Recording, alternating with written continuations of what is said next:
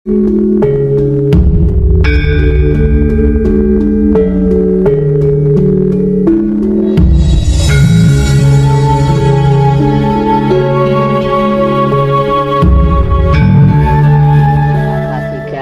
nyekar ke Yang Putri di Bendogrit, Blitar sana, itu sebelumnya Bung Karno telepon ke ibu, gitu ya, Bu Wardoyo.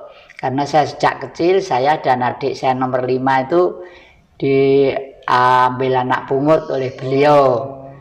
Terus Pak D saya, Insinyur Sawito, itu dosen di ITB sana, dosen pertanian, itu ke ibu pesan begini, Bu Wardoyo, yuk ya beneran aku titip Jati ya.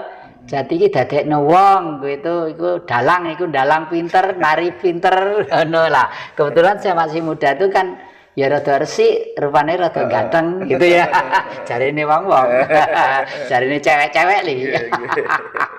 Jadi Bu Wardoyo itu tahu saya itu seneng banget di sana lah.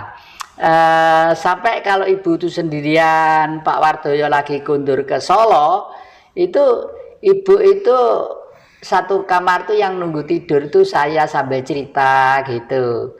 Saya tidur di kamar, ibu di tempat tidur, saya di bawah gitu sambil cerita. Ibu tuh cerita macam-macam gitu. Nah, Bung Karno kamarnya sebelahnya. Nah, waktu itulah saya mengetahui betul bahwa Bung Karno itu orang besar nomor 1 di dunia.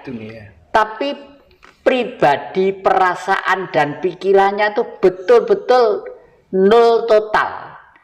Tidak merasa bahwa beliau itu orang pandai, orang jabatannya tinggi, orang kuasa. Di Blitar itu kan sering ada pagelaran wayang kulit. Dan dalang favoritnya itu Pak Gito Slotko dari Kademangan sana. Bung Karno itu ya kalau tidur dulu sore, tidur di kamar gitu, setelah itu ya lihat sama-sama di tengah-tengah masyarakat gitu. Tengah-tengah masyarakat, cuma selalu pakai kopiah, itu memang selalu. Ya karena beliau itu nun sewu, ini rambutnya agak butak sedikit.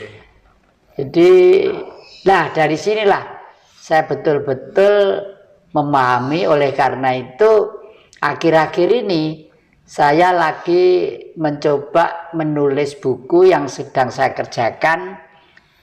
Saya tulis adalah Misteri Gunung Arjuna. Karena Gunung Arjuna itu merupakan gunung purba yang sudah mati kebun dan kawahnya. Dan Bung Karno kenapa kok senang melihat wayang Purwo? Karena wayang Purwo itu kidung agung, tembang dulu kidung yang ada di lereng Arjuna. Yang ini ditulis dalam lontar-lontar yang kebanyakan itu di Boyong Raffles. Ada berapa ton itu ke Eropa itu. Makanya dalam kesempatan yang akan datang mungkin saya itu akan menjadi tamunya kerajaan di Inggris sana, karena saya mempunyai sebuah lukisan yang karyanya William Churchill, Perdana Menteri Inggris pada waktu Perang Dunia Pertama. Itu mau Perang Dunia Kedua apa pertama itu ya.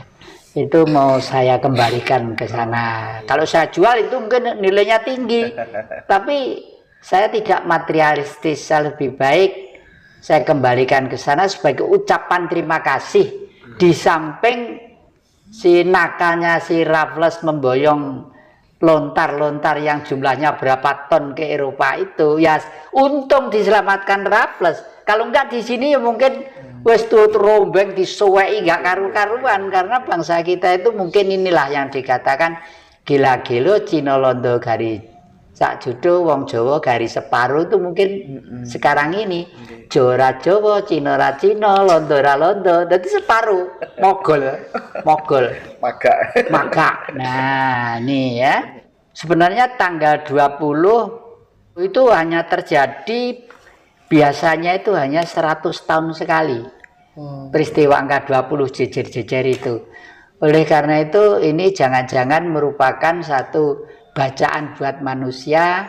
Kita harus ekstra hati-hati. Kok kebetulan kira-kira 2 bulan yang lalu saya melihat berita yang dikirimkan ke saya, video yang disuting dari lewat pesawat udara apa satelit gitu ya. Waduh, kutub utara udah lelah dan ikan-ikan di laut itu pada pengen darat. Ikan kecil-kecil tuh pengen darat. Itu di pantai-pantai di Filipina, di pantai-pantai di Laut Selatan sudah juga ada. Dan akhir-akhir ini saya itu kenal seorang paranormal kulit putih dari Jerman, namanya Jerry.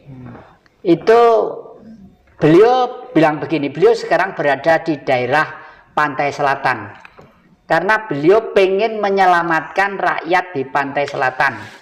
Duh, kenapa diselamatkan? Ada 2 sebab, Pak. 1, pantai selatan itu akan dibuat lintas selatan, lintas timur, lintas selatan.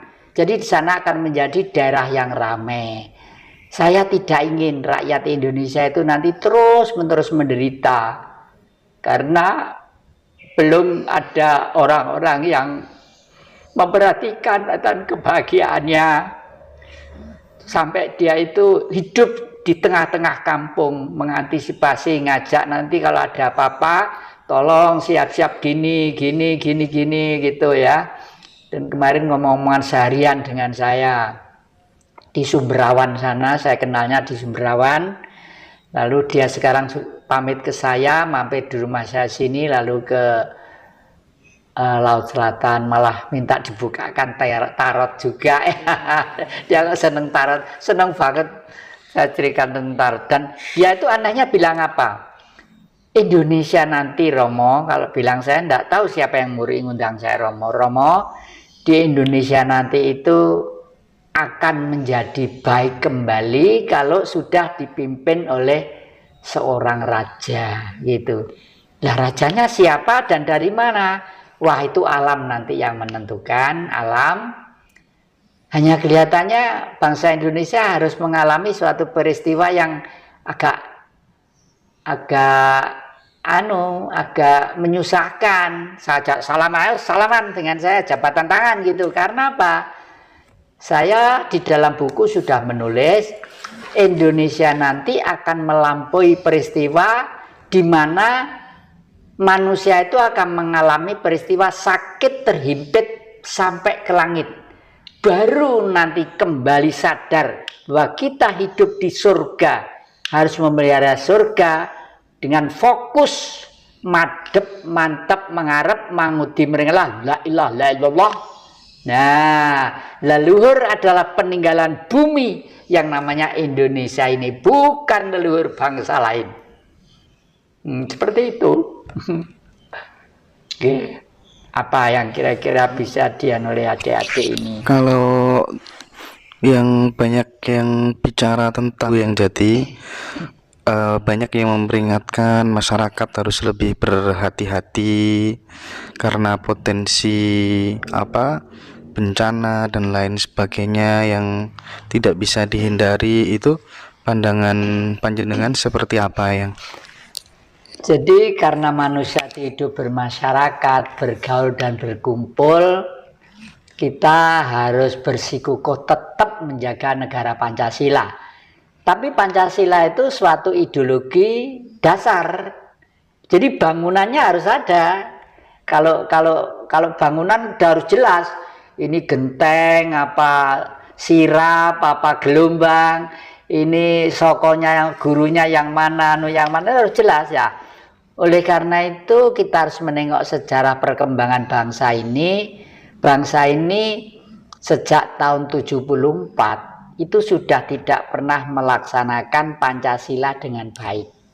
Karena Pancasila itu ada pendampingnya. Pancasila itu kan dipidatokan Bung Karno di depan sidang Dukur di Cumbujo Sakai pada waktu tanggal 1 Juni 1945. Tapi sebelum itu penggaliannya itu sudah ada. Penggaliannya itu sejak tanggal 4 Juli 1900 tahun 27. Setelah Bung Karno bertanya pada tokoh-tokoh lama, tokoh-tokoh agama, tokoh-tokoh sepuh, tokoh-tokoh ini apa? Lalu Bung Karno pada waktu itu kuliah di ITB, berjalan-jalan di suatu desa, ketemu dengan masyarakat desa.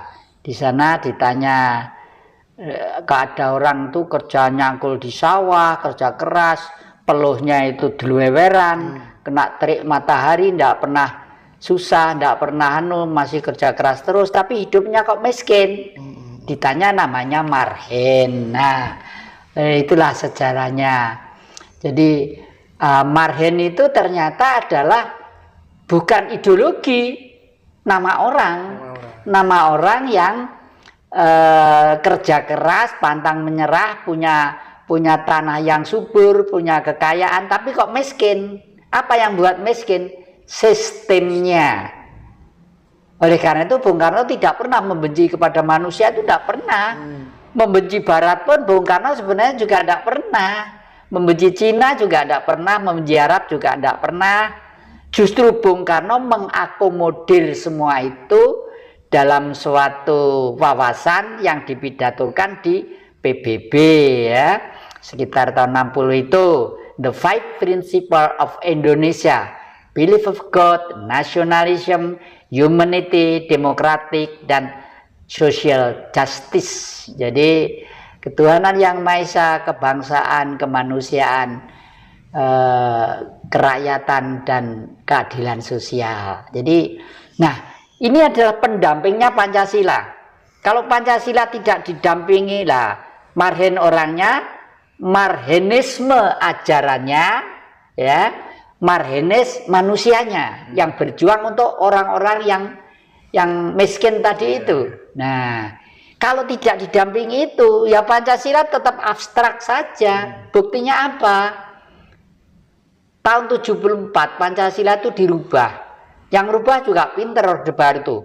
Pakai orang-orang gelarnya profesor semua, ya. Ada Profesor Daud Yusuf, ada Profesor Nugroho Susanto, ya, yang dari TNI itu. Dirubah, merubahnya indah.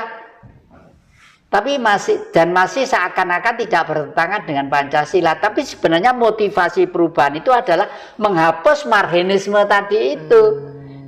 Karena apa? Kalau Marhenisme nanti tetap dipakai sebagai bahan bangsa, pendamping Pancasila ini, Indonesia itu tidak bisa dikuasai oleh asing. Karena kenapa VOC di sini 500 tahun? Karena pengen rempah-rempah, ya toh, pengen pala tadi itu loh ya. Di Eropa meskipun membuat hamburger, membuat roti, membuat Kentucky dan lain sebagainya, kalau tidak ada rempah-rempahnya rasanya sepo toh. Sepo. Nah, itulah makanya palapa itu adalah kekayaan yang besar di negeri ini gitu.